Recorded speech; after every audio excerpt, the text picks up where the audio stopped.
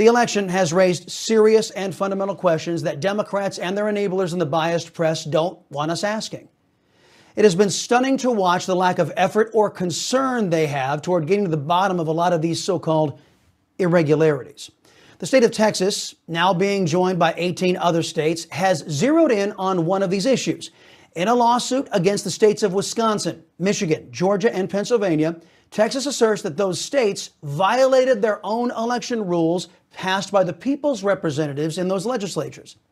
I visited with Texas Attorney General Ken Paxton on the morning show. He pointed out that not every state was as lazy in preparing legal guidelines for their elections. I think in Nevada, they actually changed the rules to be more liberal on mail-in ballots. The legislature did it, and they can do that. The problem we have is the Constitution requires that the state legislature make the rules as it affects national elections, like a presidential election, and that they follow those rules. Otherwise, and I think there's a lot of wisdom in what the founders did, otherwise you have different rules applying across different states, and there's no way to know how these elections were determined because the rules are different in potentially every county in each state. According to the Constitution, we're going to be hearing a lot of that. Many of you folks in the various states may be asking yourselves, why is Texas doing this? You people in Pennsylvania, for example, some of you may be saying, hey, we elected Wolf and other corrupt Democrats to screw us on election day. What business does Texas have by butting into our corrupt government and election? Well, the simple answer is the corruption of your elected leaders there in Pennsylvania. Governor Wolf and your crooked Supreme Court, they violated the United States Constitution by violating the election laws passed by your representatives in the legislature. The Constitution, which overrides your derelict governor and your corrupt Supreme Court, states that elections in the various states are governed by laws passed by the legislatures. Paxton says there are other institutions that are impacted when states decide not to follow their own laws.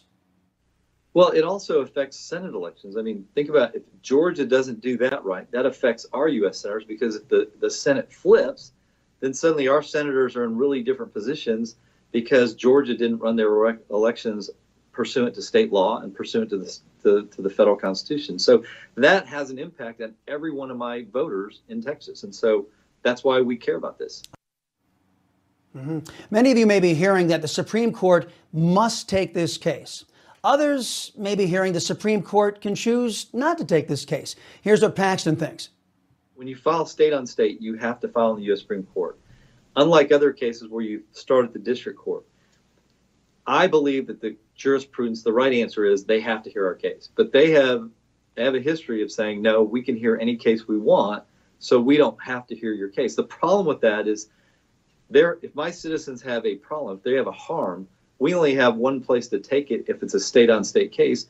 And so if they don't hear our case, then that harm can never be heard or addressed. So they're going to say they have a choice. They can take it or not take it for any reason that they want, good or bad. All right. Now, there is only one court, you heard him, that can settle disputes among the various states. It's the Supreme Court. In my opinion, if the Supreme Court doesn't hear this case and provide injunctive relief while we sort this whole thing out, the Constitution, our mutual handshake, becomes meaningless, as does the Supreme Court itself. The Constitution is the foundation of our society and our way of life. It is how we have agreed that we will relate to one another. We never agreed to suspend our Constitution based on a pandemic or the political needs of one party or faction. Recently, it was revealed that our own FBI, upon hearing of communist Chinese espionage with Democrats like Eric Swalwell and Dianne Feinstein, they gave both of those socialist lawmakers what they called defensive briefings. When the same leadership in the FBI found out that Russia was trying to influence President Trump's team during the election, FBI leadership didn't tell candidate Trump or his team. They decided to use the revelation as an excuse to undermine the campaign representing the Republican Party. There needs to be a reckoning for that, by the way. The question is, will the Supreme Court do what the FBI did? Will it ignore the law and undertake the same rank partisanship, and in so doing, betray their obligation to our founding document and our people? Texas AG Ken Paxton hopes the Supreme Court follows the Constitution. This is a historic moment. I don't know that we've ever had a case like this that had so much sort of impetus for the future and what kind of country we're going to be. If we make the wrong choices now, it will affect elections for the rest of our lives, and we may not be able to trust those elections, and that fundamentally changes what the founders put in place. All right, folks, what kind of country do you want to leave to your children and grandchildren?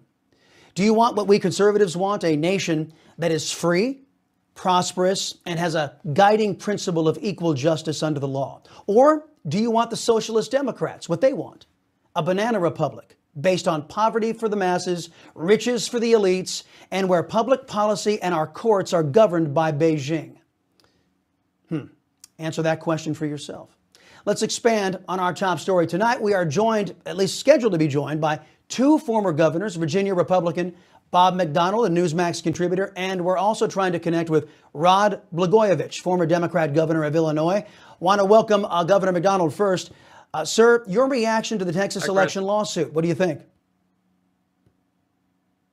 It's very novel. There's never been a suit that I know of, that the commentators have said, that's been filed like this, where one state, Texas, now joined in amicus briefs by 17 other states, has said that the constitutional rights under the U.S. Constitution of the people of Texas has been abridged because of actions taken in Georgia, Pennsylvania, Wisconsin, and a few other states, where these allegations of fraud actually tip the balance of power in favor of those states. In other words, the people of Texas who voted for Donald Trump and therefore get the votes in the Electoral College are being deprived of their voice, if you will, because people in Georgia, Pennsylvania, Wisconsin didn't follow the law. I mean, we've heard some of the cases over many years of what's happened in Philadelphia, Pennsylvania, with unfortunately a history of corruption. But they've alleged some new things, Chris, this year, which is one, because of the mail-in voting and not systematically following those rules, that there's been a rife opportunity for fraud. And that secondly, because of that, it worked to the distinct advantage of one political party. It's a novel suit. It does trigger the original jurisdiction of the U.S. Supreme Court. And now they've got a really big decision to make under really sort of a novel claim. Are they going to take this up? Right. Let's drill down this. Governor Blagojevich joining us right now. And Governor, I want you to tackle this for us, because it's not so much the fraud that Texas is focusing in on. They're focusing on the fact that it is beyond a doubt that these states went against their legislature, what the elected representatives in the various states passed as law. And under the Constitution, they're not allowed to do that. Whether you have a pandemic or whatever emergency you happen to have, you just can't willy-nilly change election laws without going through the people's representatives. What do you think about the merits of the case, Governor Blagojevich? Yes, well, I've learned a lot about the Constitution over the last several weeks as I've been following this. And it's the Electors Clause in the Constitution. I believe it's Article 1, Section 2. And it gives to the state legislatures the authority to make the rules in their states to conduct elections, not governors, not election board commissioners, and not courts. So it seems to me that the only court that's in the appropriate place to decide this conflict would be the United States Supreme Court. So I very much support this lawsuit. 17, 18 attorneys generals from nearly half the states in America have joined in as friends of the court to make the case on behalf of the constituents in their states. The fact is, it's a very simple question, really. Every legal vote is canceled out by every illegal vote. And all of us Americans, Republicans and Democrats, socialists and Green Party people, libertarians, we all have an interest in free, fair, and honest elections. And so I feel like this is very important. Everything should be tried, because I have no doubt in my mind, as a Democrat from Chicago, a governor from Illinois, who came out of Chicago politics at the same time as President Obama, we both know how Democratic big city machines operate. We both know this was a stolen election. So I think this is good, and keep trying, keep pushing, because we're on the side, or they're on the side, the Trump campaign is on the side of what is right. Yeah, I want you guys both to go back to when you both were in the governor's mansions and answer this question. And Governor McDonnell, we'll start with you. If you tried to pull what Wolf tried to pull in Pennsylvania. If you said to your legislature, I don't care what the hell you guys passed, I've got an emergency, whether it was a pandemic or whatever, I'm going to make my own rules for an election. What response, Governor McDonald, would you have received? Not good. I mean, you know, the one thing everybody agrees in both parties to do is when you get sworn in and you put up your hand is to follow the Constitution, follow the statutes, and faithfully discharge them. So I know we've had that battle in Virginia is, you know, the old saying of Rahm Emanuel, never let a good crisis go to waste. Well, that doesn't mean because of a pandemic that you can abridge the rules if the executive doesn't have the power to do that. If you exceed your power and change the rules, that's not legal. If the Pennsylvania Supreme Court upholds certain changes to the balloting procedure that's not prescribed by the legislature, that's wrong. And so I do think that it's novel, but it's also not without merit, along with some of the claims, Chris, they did make about fraud. You know, this is with 43 states having absentee ballots, some of them, 9 states, not even requiring you to request a ballot, but automatically mailed. That also creates some problems. So I think it's one that's novel, and the Supreme Court really should take it up and make that fundamental decision about whether or not a systematic change by courts and executive branch people of the legislature's rules that governs federal elections, whether that impairs the ability to have a fair count in those states. Yeah, Governor Blagojevich, what if you had decided when you were governor, like they did down in Georgia, you know what, signature verification, yeah, I know what the law says, but you know what, it's a pandemic. Let's just skip that part. We'll just skip the signature verification. What kind of pushback, sir, would you have gotten?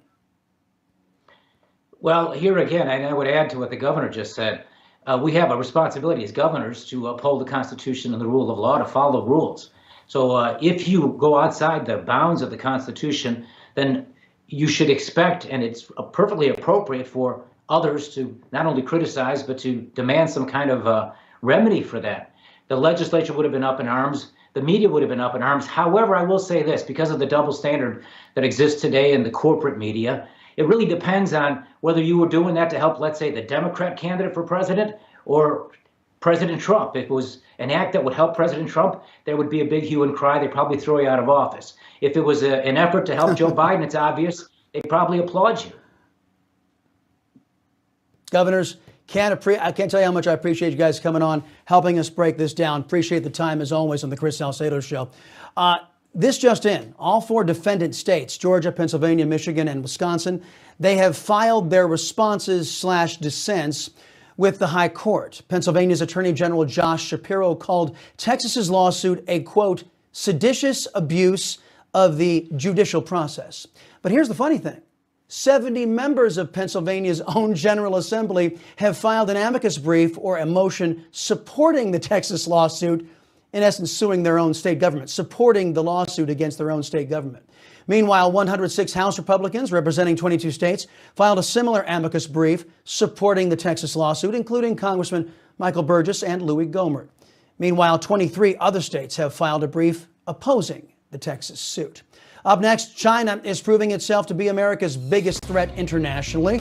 We'll discuss that with Colonel Oliver North and KT McFarland next on Newsmax TV.